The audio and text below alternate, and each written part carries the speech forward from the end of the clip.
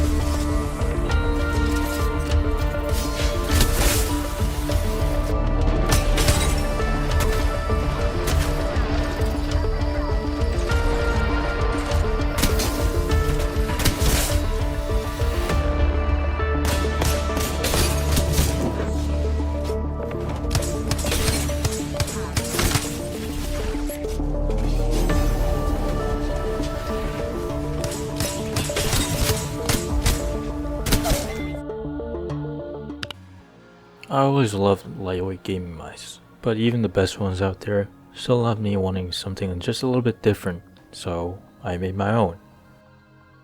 I already had an existing gaming mouse that I kind of messed up a little bit.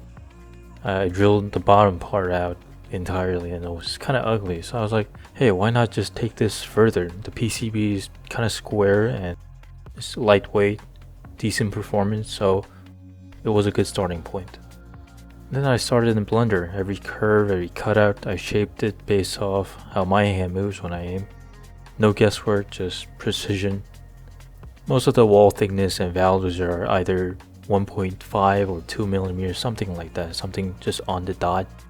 I went a little bit further by modding the PCB by making the switches hot swappable and swapping out the stock encoder for a 9mm TTC red one. Much smoother now, and the clicks are crisp. And because the encoder itself is slightly shorter than the stock one, 2mm shorter, the scroll wheel position is much more comfortable now.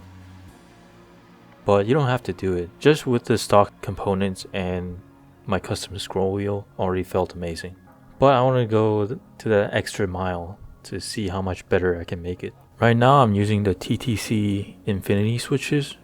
They're transparent and has a black bottom shell. Yeah, they're the nicest out of the ones I tested. My second favorite would be the GM 8.0s.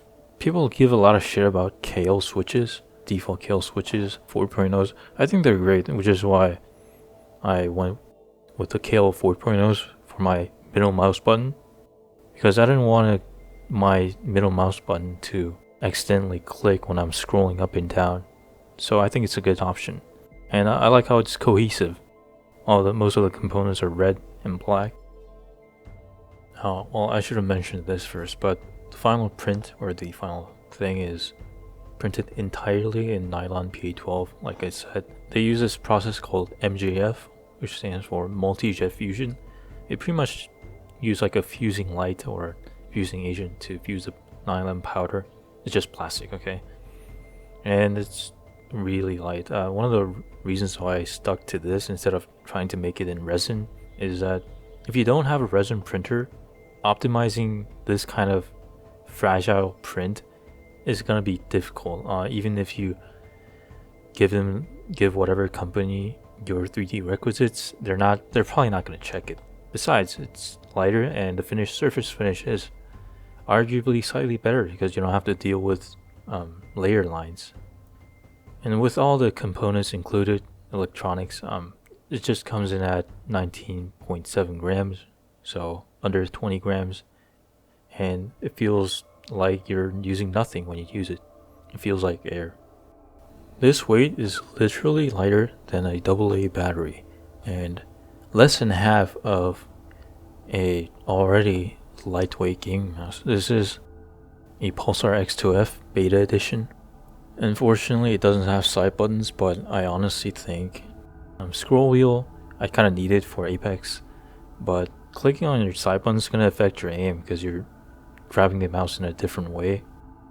Most wireless mice come with a battery size of 200, maybe up to 300, somewhere around there, right?